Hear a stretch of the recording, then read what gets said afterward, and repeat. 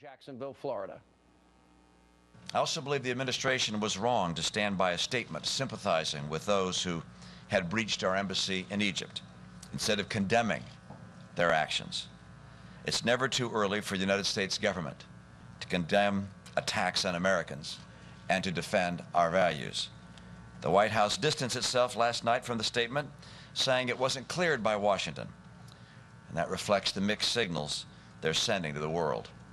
All right, the interesting thing is that the president earlier said that Mitt Romney was, quote, willing to shoot first and aim second. Well, apparently now he's following Governor Romney. Ann Coulter joins us with her observations of what is going on here. You know, look, the president, you know, Barack, the appeaser, Neville Chamberlain, Obama. I mean, this is remarkable to me that here we have our embassy that is breached and attacked by radical Islamists. They rip down our flag, and our government's response officially for 9.5 hours is an apology?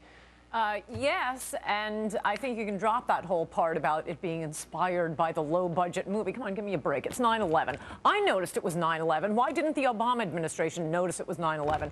And let's go back farther to the naivete of the typical Democratic administration, which is this idea that Egypt and Libya, the uprisings that looks, you know, with men running around shooting in the air, that was somehow going to lead to a democracy. A revolution that looks like the LA riots is not going to lead to anything good.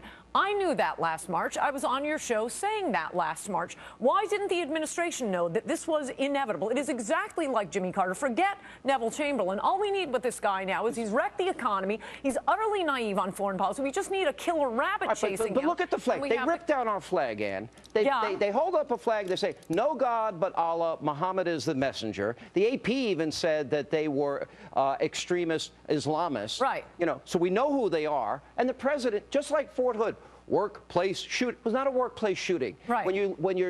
Before you shoot, when you say Allahu Akbar, that is a terrorist attack. This is not a man-caused disaster or an overseas contingency operation.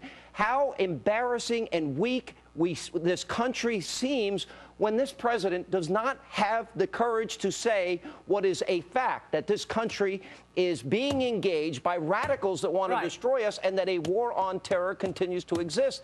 This is breathtaking. No, I know. It is back to the Carter era. And as Reagan said, peace through strength never goes out of style. This is what they were testing us with the initial attacks. And what did they get back from the Obama administration? A complaint about this pretextual film that had insulted the little darling's feelings. Yeah. Well, and in the case of Benghazi, it reminded me a lot of Somalia and Mogadishu.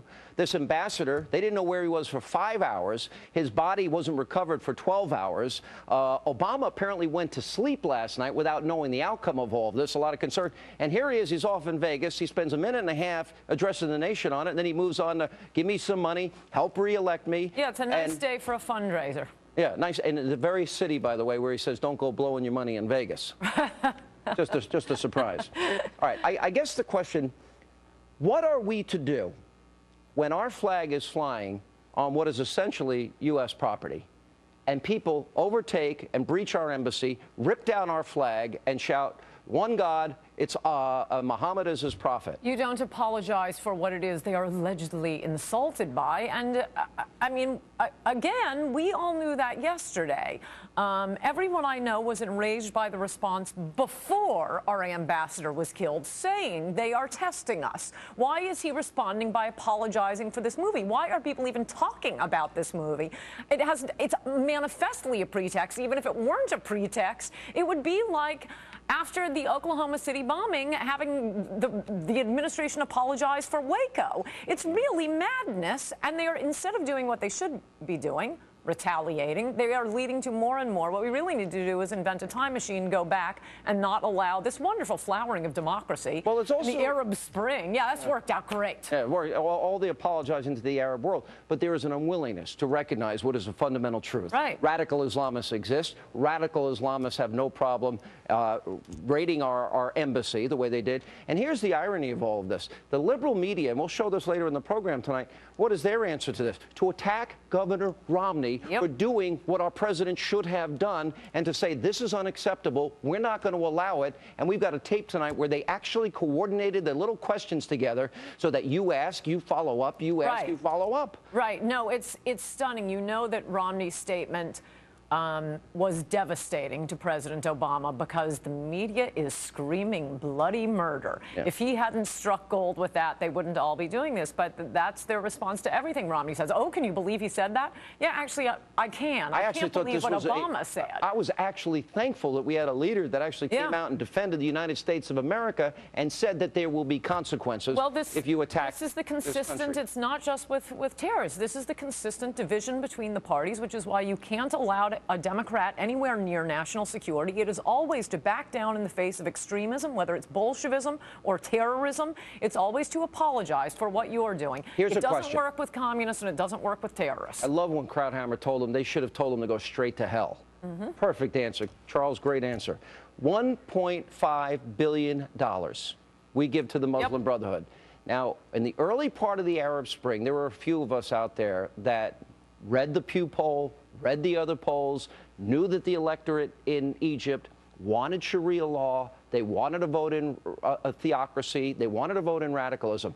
With all the intelligence, the Obama administration, democracy, that's what they promised. Right. Now we're giving not only White House visits to terrorist members of the Muslim Brotherhood, but $1.5 billion taxpayer dollars. Right. Now the question is, should we cut off that money to both Libya and to Egypt? Well, yeah, and we ought to get a Republican in the White House. I mean, look at what is the one island of democracy in that godforsaken region of the world, Iraq. George Bush's Iraq. That is how you install a democracy in the Middle East, with the help of the United States military. It's not with a bunch of men running around, gang raping American journalists and shooting guns in the air. And the idea that this was ever going to lead to anything good, as many of us said at the time, was preposterous. Big impact on the campaign. Last question.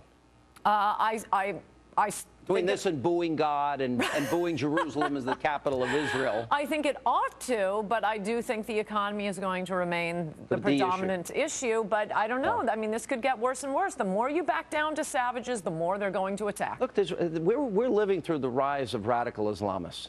It is the equivalent. When you listen to Adolf Ahmadinejad. We are living off the good effect of the war in Iraq, the good effect of the Bush years, but you can only live off that so long. I think this president is a wimp. I think this president doesn't have the courage to stand up to these terrorists. Either that or he can't identify it for what it is. You don't invite the Muslim Brotherhood to the White House. He's utterly naive. I mean, you could say that of all liberals, I suppose. He's a liberal. He's a typical Democrat. It's worse than that. When we were deposing the Shah of Iran, you had, half of the Princeton faculty assuring us that, oh, no, the Ayatollah will be so much better for peace. This is what liberals always say. They believe these third world comical dictators are going to be fantastic. That's what they mean by democracy. Right. And thank you for being with us. Thanks for your patience tonight. And I think what's important to look at is that the dramatic footage not only demonstrates